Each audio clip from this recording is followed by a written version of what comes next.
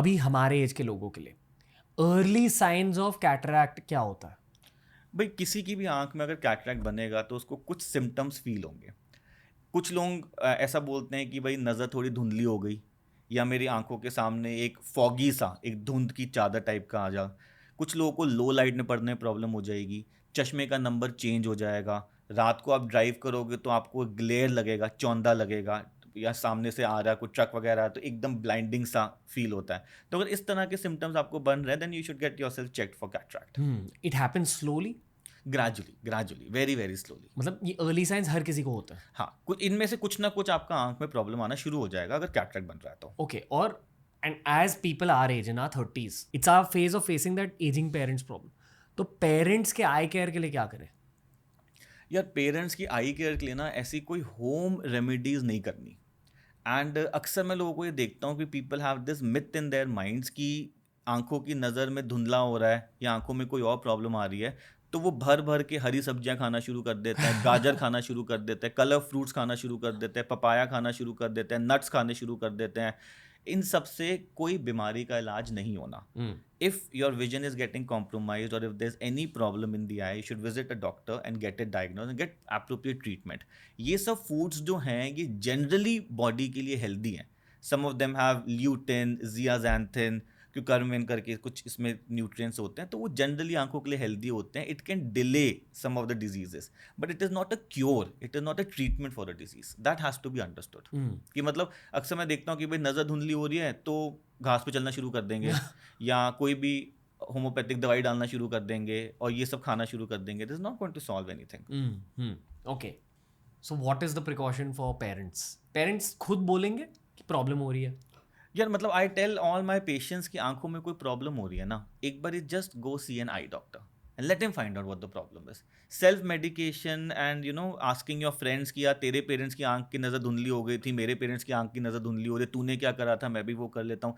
But you have to understand कि eye is an optical system. Eye में कोई भी बीमारी होगी तो सबसे पहले आंखों की नज़र खराब होगी। अब उसकी नज़र खराब होने का कारण कुड बी डायबिटिक रेटिनोपैथी, पर्दा खराब हो गया, इसकी नज़र का कारण could be cataract, somebody else's का कारण कुड बी ARMD।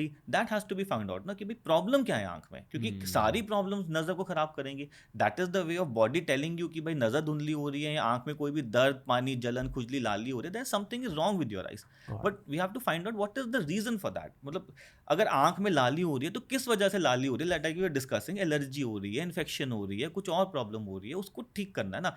आपकी लाली मे बी एलर्जी की वजह से हो रही है, मेरी लाली में भी इन्फेक्शन की वजह से हो रही है, so your treatment will be different, my treatment will be different. Okay, अभी एक और मिलेनियल स्पेसिफिक सवाल, हाइपरमेट्रोपिया मतलब रीडिंग ग्लासेस का प्रॉब्लम कि आपको नज़दीक की चीज़ें नहीं दिखती, ये किस एज में स्टार्ट होता है और इसके वार्निंग साइंस क्या होता है? एक्चुअली ना इसको हाइपरमेट्रोपिया नहीं कहते, इस प्रॉब्लम को कहते हैं प्रेसबायोपिया। प्रेस में हाँ, हाइपरमेट्रोपिया। हाइपरमेट्रोपिया का मतलब होता है आपकी आंख में प्लस का नंबर है, लेकिन प्रेसबायोपिया में भी आपकी आंख में प्लस का नंबर आता है। Usually people use it interchangeably but if I have to speak medically and scientifically they are two different things. तो इसमें क्या होता है कि when you are touching the age of 40-45 तो हमारे आंखों के अंदर का जो लेंस होता है उसकी फ्लेक्सिबिलिटी खत्म हो जाती है। तो नेचर ने इस लेंस को फ्लेक्सिबल बनाया है, सॉफ्ट बनाया है, that when you are looking at a distance that lens, that muscles are relaxed and lens is thin, and when you looking near तो हमारी मसल्स काम करती है और उस लेंस को थोड़ा सा मोटा कर देती है, और उस मोटे की वजह से जो नियर की लाइट है, जो डाइवर्जिंग लाइट है, उसको फोकस करके हम देख पाते हैं। अब 40 ईयर्स में क्या होता है, ये फ्लेक्सिबिलिटी खत्म हो जाती है, तो उसकी वजह से जब आपको नियर का देखना है, अब वो लेंस मोटा तो हो नहीं रहा, डाइवर्जिंग लाइट फोकस नहीं हो पा रही, तो नियर का देखने के लिए you need additional supportive plus number glasses for focus, and this will happen to everybody, even people with myopia. अब मायोपिया में ना एक्चुअली क्या होता है कि अब मायोपिया में आपका नंबर है माइनस का आंख में। Now when you are touching 40-45 आपकी आंख में प्लस का नंबर आ रहा है, सो वो माइनस का नंबर प्लस को ना कुछ हद तक न्यूट्रलाइज कर देता है। तो अगर आपकी आंख में बचपन से माइनस का नंबर है then you develop this presbyopia very late in your life, क्योंकि वो न्यूट्रलाइज कर रहा था। It's like a way of saying nerds become hot in life lately, kind of, we can put it that way. So ये change तो आपकी आंख में हुआ, लेकिन because you had this myopia that is giving you advantage for reading. So you will also see some people saying कि यार आप बोलते रहते हो 40-45 में चश्मे का नंबर आ गया, हमारा तो आया नहीं, बिकॉज आपकी आंख में ऑलरेडी माइनस का नंबर है, and that is helping you to read even after 45, even when you develop presbyopia. What about people like me? मैंने स्माइल की है, smile surgery. Yeah, I know that. ठीक है. फिर अभी आगे जाकर जब मुझे ये प्लस का नंबर आएगा, विल इट बी न्यूट्रलाइज्ड और विल इट बी प्लस? नहीं ना, देखो अब स्माइल सर्जरी हो गया. अब स्माइल सर्जरी की वजह से जो आंखों में माइनस का नंबर था उसको हमने जीरो कर दिया. So at the moment you don't have any power in your eye, so your eye has become almost like a normal eye now. अब नॉर्मल आंख में 40-45 में वो चेंज आएगा and you would need those reading glasses. So that benefit which you could have got earlier अगर हम ये smile surgery ना कराते, that is no more there.